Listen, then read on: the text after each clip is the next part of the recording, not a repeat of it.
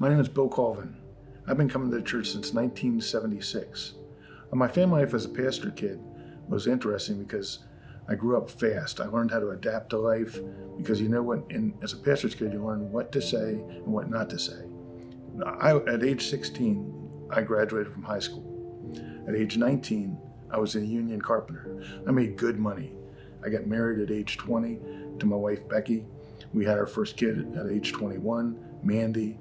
And God just blessed me. I had the ability to learn, ability to grow, and ability to go. And I led my life by going to church and tithing and doing what I could for God. But I got busy with life.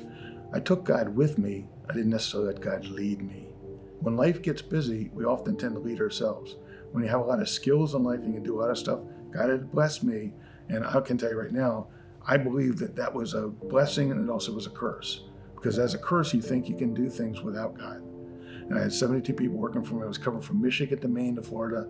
I traveled 22 to 28 weeks a year. I sent my kids to Christian school so they got more of God instead of me because I was too busy to give them God. I was on the road all the time. When you get on the road, you get temptations. Life gets into your Christ-like walk and it disturbs it because we get so busy doing what we want to do that we start career chasing, money chasing, and when you're really going in the groove and you're that's the mountaintop experience in the world. And that's the time when you don't think you need God because you're so happy. My mom died from cancer. My dad died about 4 years later from Alzheimer's. My father-in-law died the year before my mom, or a couple years before my mom. So all of a sudden I woke up in the middle of all that mess and I looked around and there was nobody teaching about God because my older kids were getting out of Christian school and it was like an emptiness. And that's when I realized I needed to stop and refocus. Because I got mad when mom and dad both died. You know, I told Becky, I said, I'm going to hell and I don't care. I actually reached that point because then I was really mad. And that's a tough time in life when you have loss. I chose to look back and say, God, how can I try to figure out how to get through this? And I started seeking him and I did. But it took to 2001, Super Bowl Sunday, when I sat down with the family and I said, we're changing our lives. You know, I've asked God to lead me, guide me, and take me to a new place. We moved from the back of the church to the front of the church, and we became engaged. I sold the business on the side, and we ended up with a position where I could commit more time to the church. I got involved here at Shrewsbury. I spent quite a bit of time, had the opportunity to lead a men's group on a Tuesday night. We also led the youth group for 5 or 6 years here. So I had a lot of things going on. I was really tuned in. I really felt I was on the mountaintop. Somehow, somewhere in the middle of that, when I was on the mountaintop, I reached a point where I felt like they needed to get it with it because they just didn't understand like I did. And it wasn't on purpose. I'd never said you're a loser because you're not joining in, but I reached a point where I thought I was so good at what I did that they just needed to catch on and come aboard. And we had the ministry going strong. We had a real great team working with us. So many great stories about lives we got to touch. God blessed our family so much for being involved in that. Some of the teams started to talk about maybe we should do some things differently and maybe we should try some stuff. And I'm like, yeah, you know, you don't get it. I've got the message. And I look back on that time and I say, I should have probably rethought that. But I didn't listen to the team. And the team started buzzing and they started trashing me. And, you know, I got mad. And I'll tell you right now, when Bill gets mad, you're in trouble because Bill comes at you hard. That was the end of my ministry. I was so hurt by that. I was so devastated. I wanted to leave the church. You've got to let God lead you. So I told the family, but everybody in the family wanted to leave. I said, we've got to just stay here for a while. I watched their ministry and I saw that they were touching people's lives. I saw that they had a desire and a passion just like we did. And I realized that, you know, it's not about me. It's not about my passion. It's about everybody.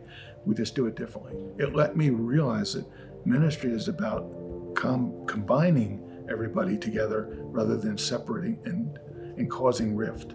Doesn't matter which side you're on, you're wrong if you're pushing people away. I would not have thought that way if I hadn't had that happen.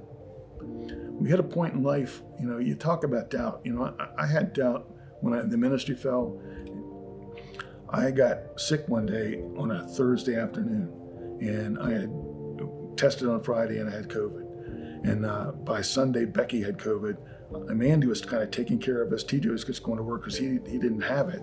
And Mandy was staying home and taking care of us. And Mandy picked it up on Tuesday evening, and Thursday evening, Mandy was dead.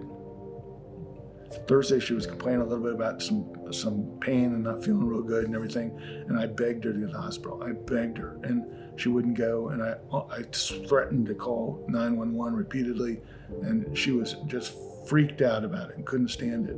And she went back to lay down, and 30 minutes later, went back to check her. She was gone. I'm going to tell you, when you lose people, especially when you live in the house, here's the problem. Silence.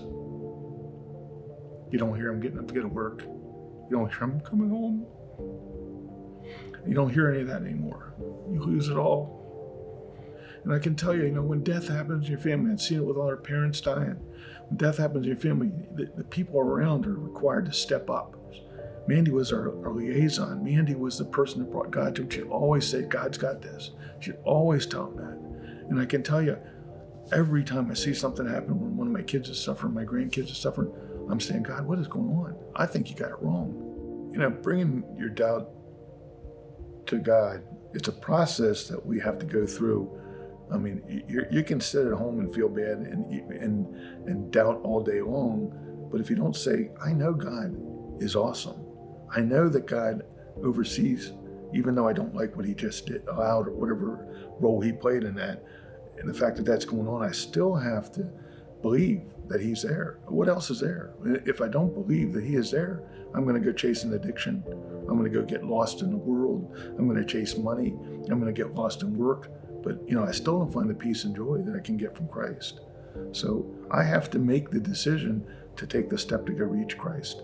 And Christ is the only thing that can give you back the peace to try to find the joy. TJ used to have a whole bunch of kids that came to the house on a Sunday afternoon, and Mandy would fix dinner for them. They'd all kind of hang out there. And they came to the house a couple of days after Mandy passed, and they all sat in the living room, and we talked and said, don't you ever let this take you away from God. Don't you ever let death take away from God.